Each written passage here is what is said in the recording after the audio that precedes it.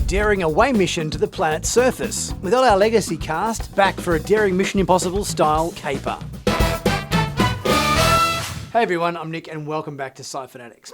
Well, today we're talking about Prodigy, Star Trek, episodes 17 and 18 of Season 2, which are entitled Brink and Touch of Grey. These episodes show a daring away mission to the planet Solem to try to uncover a bit of intel as to what Asencia is up to with her time manipulation technology and do whatever they can to thwart her plans. Our episode starts off with a 3 months ago flashback to a point where Asencia is trying to manipulate an unstable wormhole to advance her evil schemes, but Wesley turns up to interfere with her actions, which are obviously causing great concern about what they might do to the space-time continuum, or insert tech word here. But unfortunately, he doesn't come with any backup and he gets himself captured pretty quickly. But we do find out later that this was all kind of part of his scheme. The mission of the Voyager and the Protostar is to head to Solem, where they're doing their best to, as I said, stop Asencia from what she's planning. We get a nice briefing scene. I do miss the briefing scenes in a lot of Star Trek series. I enjoyed it in this episode, but it just does seem like the old crew of people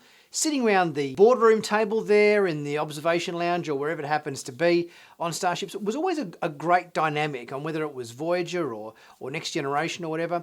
We never tended to get that in Discovery, and I think it was a bit of a lacking element. Although we have had it a bit more on Strange New Worlds, which is a good thing. So great to see that taking place here in Prodigy. There's a bit of a controversy in terms of what they can actually do, because they don't want to breach the Prime Directive and they don't want to interfere, but they need to find out what's going on. And Gwyn proposes that because she's Val Nakot, she can kind of head down to the planet, get a bit of a lay of the land, see what's going on, see if she can work out what Asencia is up to, maybe rescue her father at the same time. And then that's not going to necessarily cross any boundaries or break any rules per se if it's her that does it and not an actual official Federation presence. I did like the little nod to Mission Impossible in Janeway's briefing here, where she sort of says that if they happen to get caught or killed, they'll be disavowed or whatever, which is right out of one of those Mission Impossible mission briefings or whatever. So I thought that was a nice little nod to Mission Impossible there. So Gwyn assembles her away team of troops, i.e. all of her friends, plus Majel. Majel says, I'm coming along too. She sort of put aside her involvement with Starfleet for the moment, just so that she can kind of be a part of this mission. So I think it's good that, Magel's now well and truly part of the team. It would appear that Asencia is using this time manipulation technology to build a massive fleet of warships in a very short space of time. Gwyn and her team are going to try to gather as much intel as they can on her activities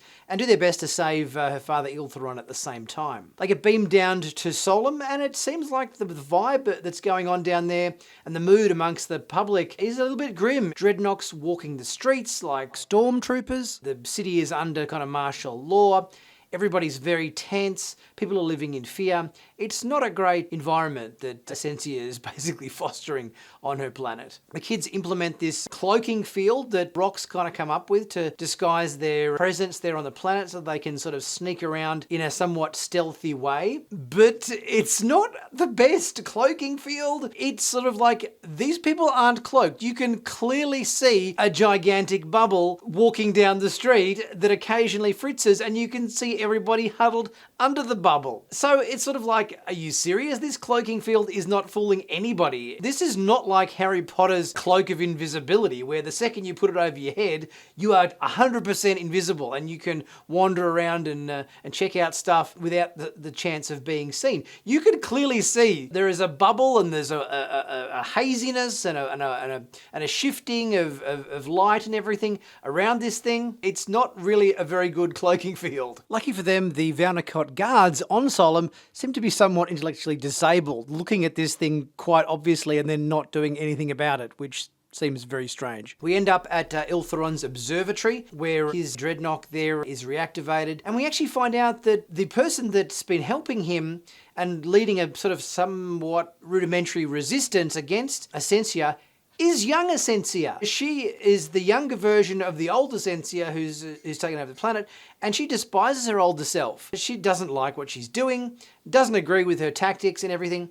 So this young kind of teenage Asencia is, in cahoots with Iltheron and and wants to try to stop herself. I guess you could just put a bullet in her head. That'd do the trick. But I suppose that's a bit grim.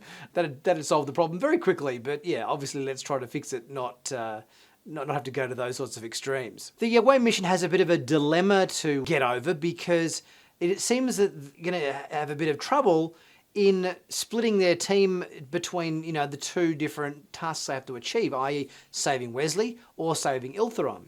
But Gwyn splits the big team up into two smaller teams that try to achieve both tasks. They manage to overpower some guards there because the guards are clearly very stupid and can't clearly see the somewhat dubious cloaking field, and they just walk up to it and end up getting knocked out by rock. Iltheron's being loaded into a prison train, and Dal, Magell, Asencia and Jankum there save him without too much effort. There is not too much effort involved in this rescue process. It happens all very quickly and quite easily. Meanwhile, Zero, Gwyn, Rock and Murph are trying to squeeze into where Wesley's being held.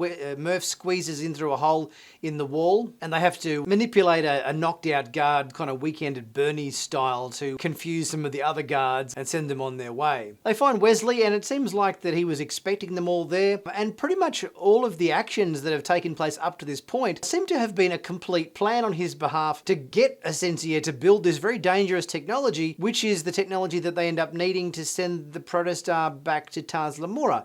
It's like, okay, I get that he's planned the whole thing, but it seems like a very, very risky course of action, providing a technologically inferior race with far greater resources and abilities than they should really have just to get the kids and the Protostar back to Tars Lamora. Kind of feels a bit like going back in time to 1944 and giving the Nazis 2024 nuclear weapons in order to solve some smaller problem. It just seems like that seems a bit too extreme, because as we know, one little thing that goes wrong and suddenly it's very hard to come back from when you're allowing her to have such a massive amount of power with this time manipulation technology. It seems Wesley's abilities are a little bit subdued due to the neural link that Asencia has placed on him. He hasn't got his mojo back yet. That's going to take a bit of time. And it turns out that the choice that Gwyn made to split up the two teams into two small teams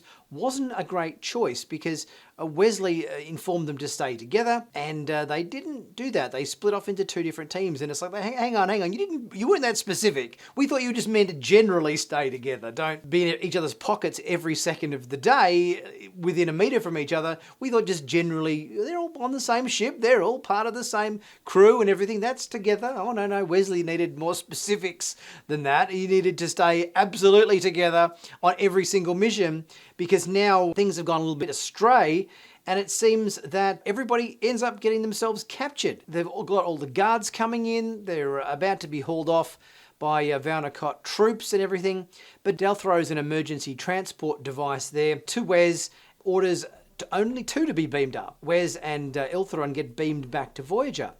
I'm not sure whether I missed something at the end of this episode, but it's like, why couldn't he have just said, beam everybody up? Why did he only specify for two to get beamed up? Why was it just Wesley and Iltheron that got beamed up? Why couldn't have Dal yelled out 8 to beam up, or however many of them there were here? I'm not sure whether I missed a bit of exposition in this episode that kind of said they can only beam 2 people up at a time or something using this emergency beaming unit, but it just seemed odd to me that why are they just beaming up 2 people rather than everybody? That didn't make any sense. Wes and Iltheron end up back on the bridge of Voyager, and the kids are captured on Solem. In episode 18, we back up a little bit from the end of the previous episode to a nice scene we get in Janeway's ready room, where she's doing a captain's log but typing on a keyboard on like what looks like a laptop. This has got to be a first. I don't think we've ever seen someone type out a captain's log before. And then Chakotay enters and reminds her that it's an anniversary of when she first captained the Voyager as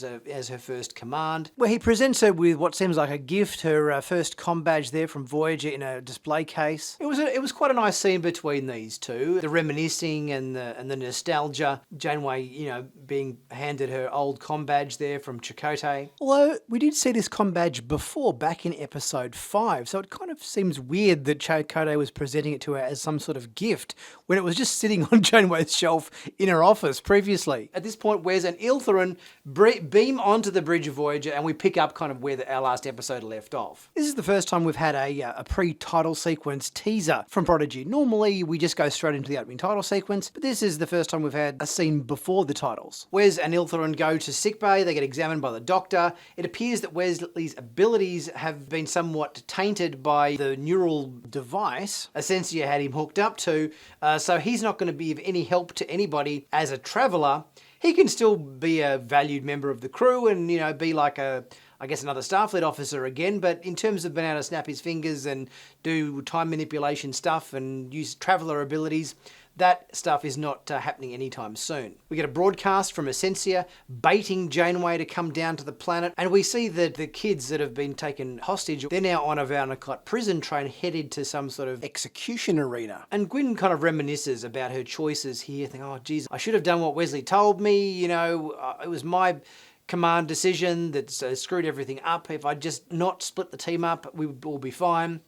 But, this is part of the choices of command where you have to kind of stand behind your decisions. Not everybody has the benefits of time traveller to give you the tick of approval on every single decision you make, and sometimes you just got to go with what your gut says. It seems that Valnicot have put down transport scramblers to stop the people beaming down to the planet, so they have to get down there by shuttlecraft. But not just any shuttlecraft, they're building a special ship in the cargo bay there of the Protostar that has that transport replicator, where they're building a Valnicot ship to head down to the planet.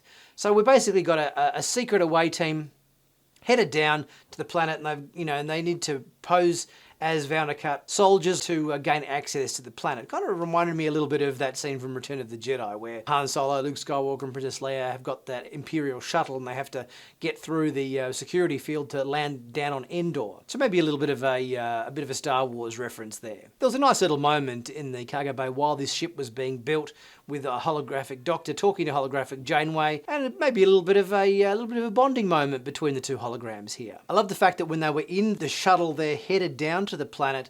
We've got Wesley at the helm, and there was a bit of a smile on his face. It's like, oh geez, it's been a while since I've helmed a starship, but he obviously did it for quite a while on the Enterprise D, where he was at the helm for a good couple of seasons there. So it was kind of cute to see him at the helm of a starship again. And Janeway just kind of reminds him, you don't need to be a traveller, you don't need to be, some sort of special entity with time powers. You can just be the best Starfleet officer, which is what you used to be. And Janeway also mentions having chatted to Beverly. And we see a bit of sadness in Wes's eyes here, like he laments losing contact with his mother. After the Doc imitates the Valnicot to get them access to land on the planet, we see the kids that have been led to these ruins in some sort of arena-type environment. The ground opens up and we see that the Valnicot have captured a loom here that's going to wipe them from existence. Meanwhile, the other members of the away team are headed to where the kids are being held. The Doctor speaks of working on his holonovel. He's taking inspiration from his real-life away mission to kind of come up with holonovel ideas, which is so very Doctor. We've got Wes and Chakotay splitting up and Doctor and Janeway splitting up. And we get Janeway, or who we think is Janeway, confronting Asencia. Chakotay thanks Wesley for sending the kids his way to help him get off the planet, which was a kind of a cool scene between these two guys. Meanwhile, the kids are running for their lives away from the loom, which appears to be sick and it's been trapped there. It's there against its will as well, so it isn't particularly happy about being there, but it's obviously got more of a grudge against its captors than it does against the kids, which comes into play later on. Asencia does a bit of monologuing and decides that she's going to shoot Janeway, who falls to the ground, but things are a little bit amiss here with this action. Then we find out there's been a bit of a switcheroo happen before we entered this little environment where we actually have the Doctor disguising himself as Janeway to trick Asencia, which is a kind of a cool little ploy. And talking before about Janeway referencing Mission Impossible with the whole disavow situation, disguising one person as another character, in Mission Impossible, they did it all the time with masks and everything. So I guess that's a kind of another little Mission Impossible-ism for this caper episode. Zero communicates with Janeway via telepathy to let her know what's going on. The loom gets freed and starts attacking its captors. Soldiers are copying it from the loom that it escapes from the building, and Iltheron manages to send a message to the people of Solem, encouraging them not to stand behind Asencia and to not support her evil ways. So it seems like we've ended the episode on going in a reasonable direction, but obviously Wesley's all a bit frustrated because he doesn't know what's going on, what's going to happen next. It appears that Solem is slipping into civil war. Meanwhile, the Doc's coming up with very dodgy titles for his next holodeck program, and Janeway gives an inspiring chat to the crew there in the shuttle on the way back. All in all, I really enjoyed these two episodes. I thought they were good. It was good to have the Legacy crew together as part of the away mission there. I thought, this is cool. Like the fact that we've got Janeway and Chakotay and Wes Crusher and the Holodoctor and everybody along on the away mission. It was like old times again. And just having a mission, I suppose, that we had in the last two episodes, we had a big banger space battle episode. In these two episodes, we had a cool rescue mission in an away mission, which was really good. So we're getting sort of a nice mix of big space combat and away mission stuff, and it's also an exciting escape and infiltration kind of situation going on. They've been really cool episodes, and I've been really enjoying the show. But let me know what you guys think. Leave a thought in the comments section, and we'll get chatting about that. If you haven't subscribed to Sci-Finatics yet, please be sure to do so. Click on that big subscribe button to stay current and up to date with all the latest Star Trek news on YouTube. And also check out my merch in the merch store. Plenty of cool t-shirts, hoodies, mugs, caps, Star Trek designs, sci-fi designs there. Really help support the channel. Pick yourself a t-shirt. They're always on a sale or a bargain going on there, and I really appreciate your support. I'll be back very soon with my next review, the last review in fact for Prodigy, 19 and 20 of the season, and I'm sure there'll be a big climax of the season with those last two-parter episodes of the show. I'll catch you guys then.